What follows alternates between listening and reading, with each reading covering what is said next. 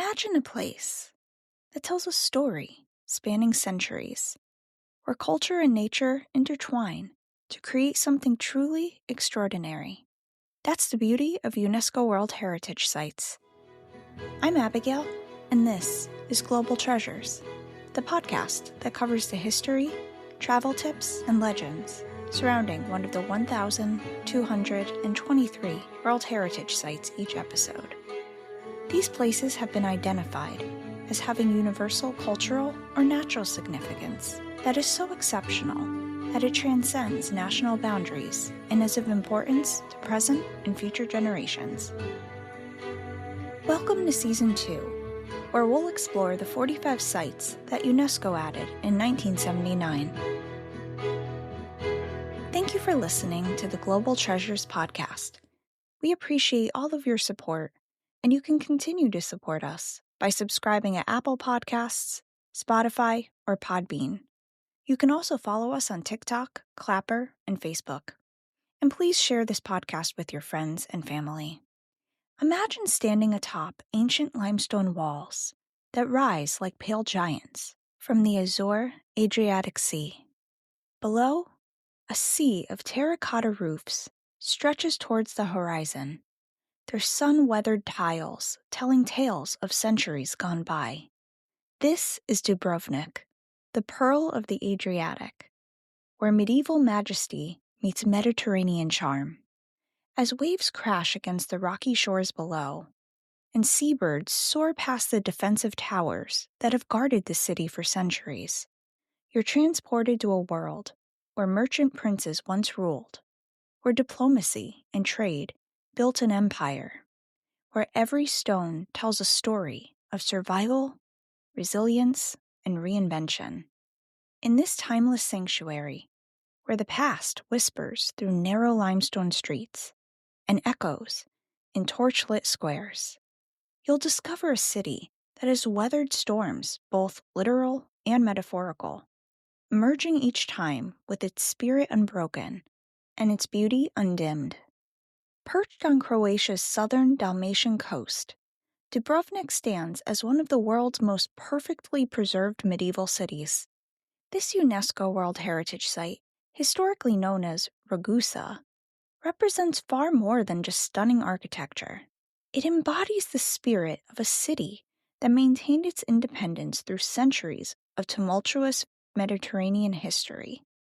The old town, completely encircled by nearly 2 kilometers of massive defensive walls, showcases an extraordinary blend of Gothic, Renaissance, and Baroque architecture that has survived earthquakes, wars, and the passage of time.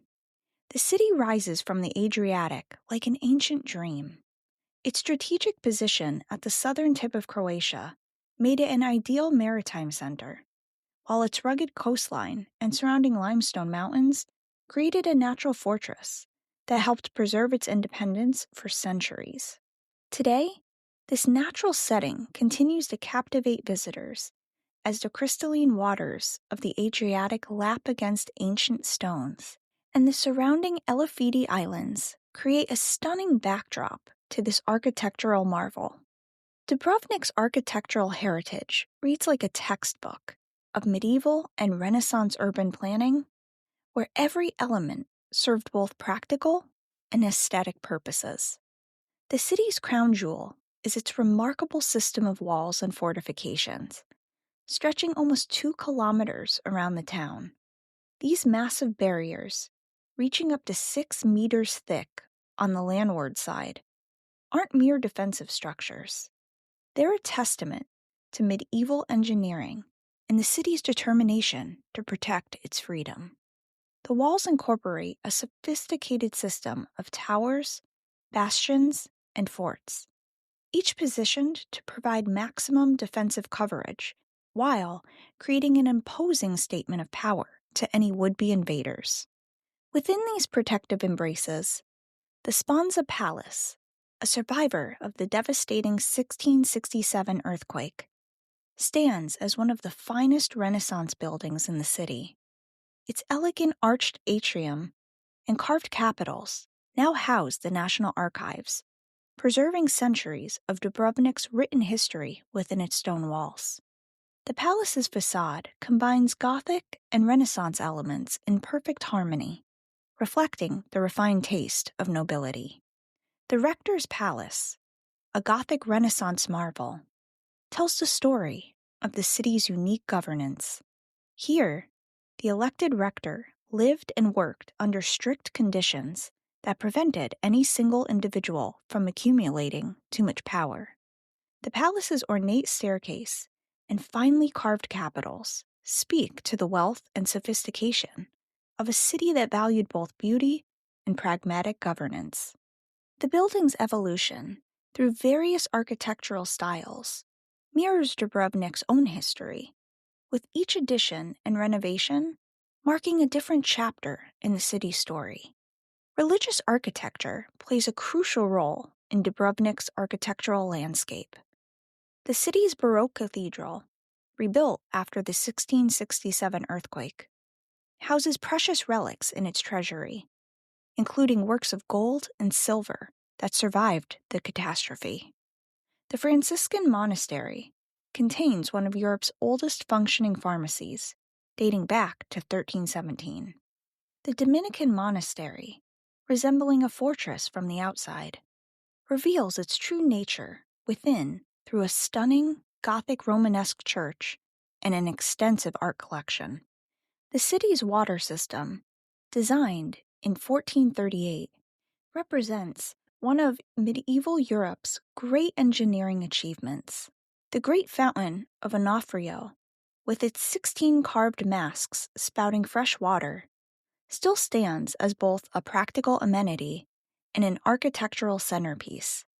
Together with the smaller fountain at the other end of the Stradone, Dubrovnik's main street, it forms a part of sophisticated medieval infrastructure that helped the city survive numerous sieges.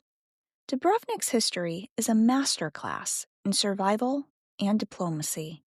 Born from the ashes of the Roman city of Epidaurus in the 7th century, the settlement that would become Dubrovnik grew from a refugee haven into one of the Mediterranean's most sophisticated maritime republics. Archaeological evidence reveals even earlier inhabitants, with findings of ancient coins from the 3rd and 2nd centuries BC, suggesting a rich prehistory that set the stage for the city's later prominence.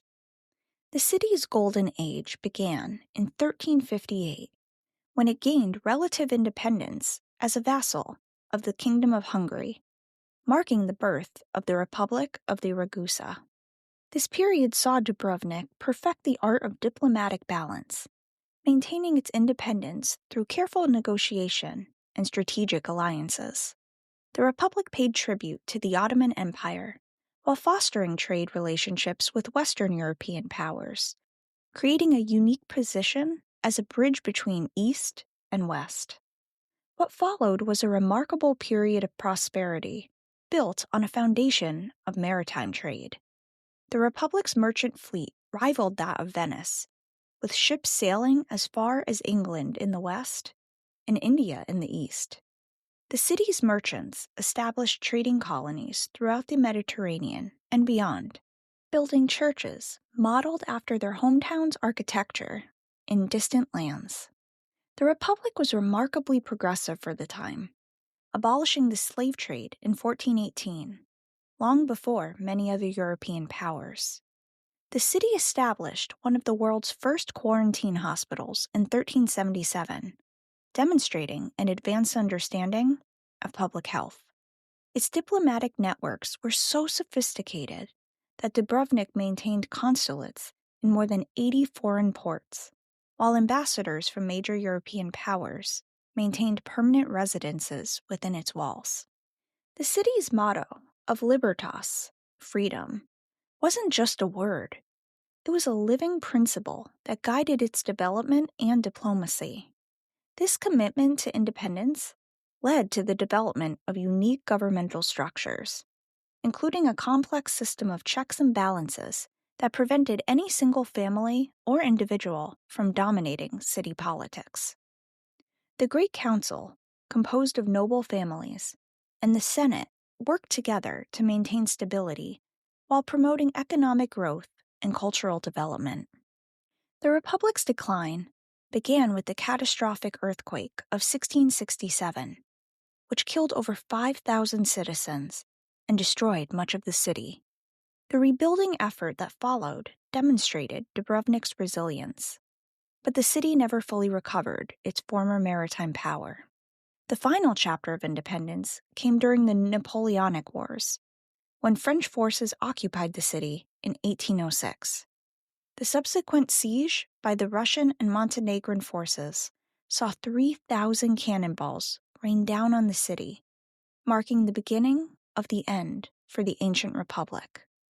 Today, Dubrovnik's cultural heritage remains vibrant and living, a testament to centuries of artistic and intellectual achievement.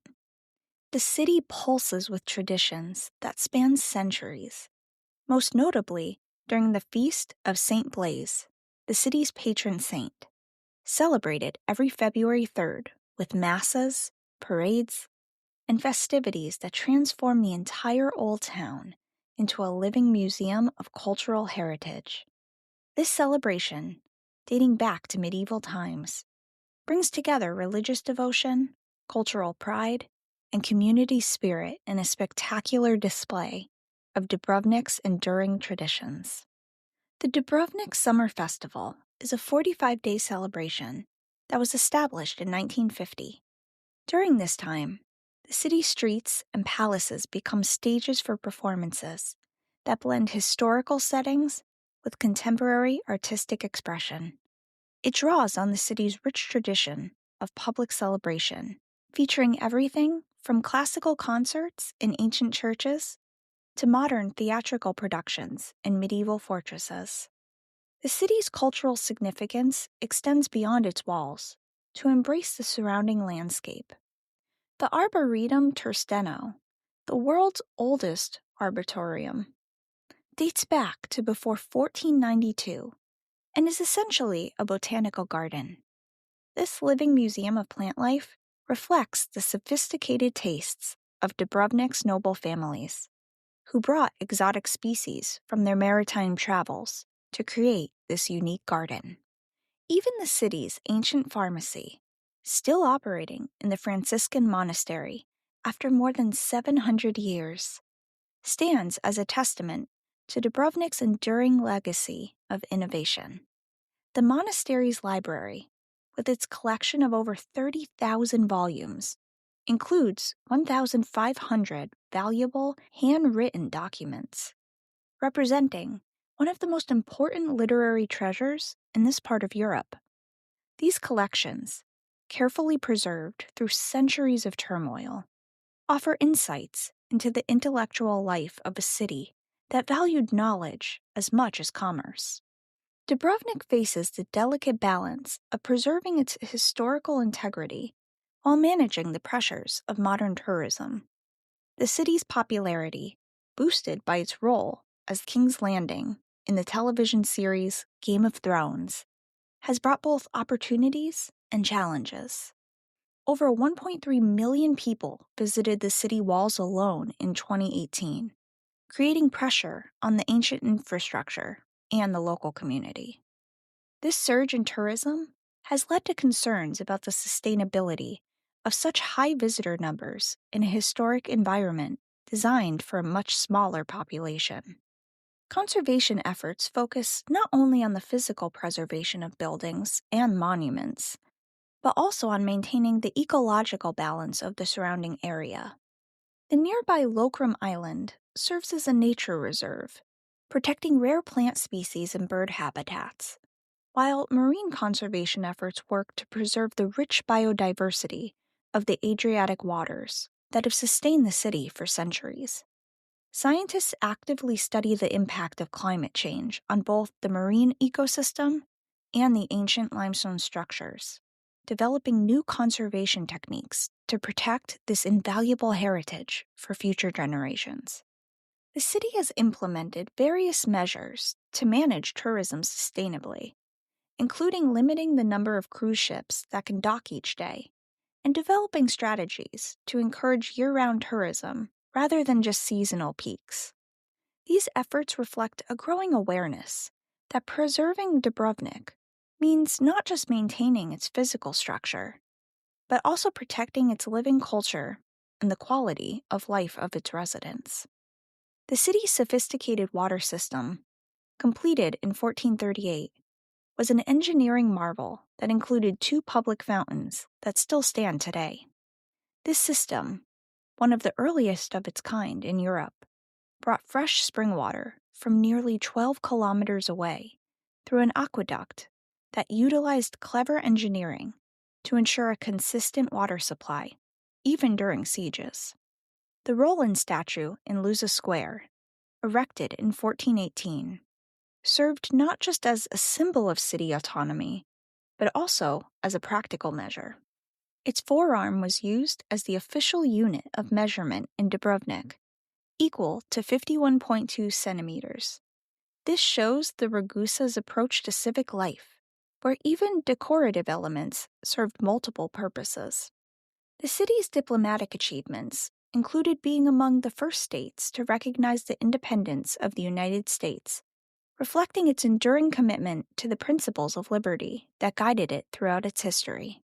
This legacy is also evident in the city's historical archives, which contain correspondence with numerous European courts, and even letters from Queen Elizabeth I of England. These values continue to resonate through the stones and stories of this remarkable city, making Dubrovnik not just a monument to the past, but a living testament to the enduring human spirit. Each corner of the old town holds secrets waiting to be discovered, from hidden gardens perched atop the city walls to ancient stone carvings that marked the homes of medieval guilds.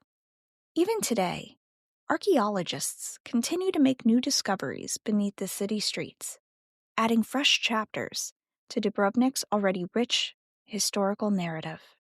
And if you want to visit this beautiful city, there are many ways to get there, ranging from cruise ship to train to flying or driving. If you're flying in from another country, you'll want to fly into Dubrovnik Airport and take the airport shuttle into the Old City. It's pretty inexpensive and is only a 30-minute ride. You'll find that there are tons of options for hotels, bed and breakfasts, and homestay options that range from affordable to extremely upscale. Within the Old City, you can book a walking tour. Or again, if you're a fan of the Game of Thrones TV show, you can tour all of the spots where they filmed. The historic city wall, with those incredible views, is worth lacing up your shoes to walk the 1.5 miles around. Explore the narrow streets filled with shops, restaurants, churches, and museums. Sponza Palace, which I mentioned before, is a 16th century palace worth visiting as well. Other things to do include taking a cable car ride above the Adriatic to the top of Mount Isardi. Sea kayaking is popular here too, and if you're into spooky stuff, the former convent of St. Clair will be of interest to you, as it made international news years ago when a video was posted online showing a ghost caught on camera, or supposedly. You can find videos on YouTube if your curiosity is piqued. As you navigate the city, you'll find that while Croatian is the primary language, much English is spoken in touristy areas.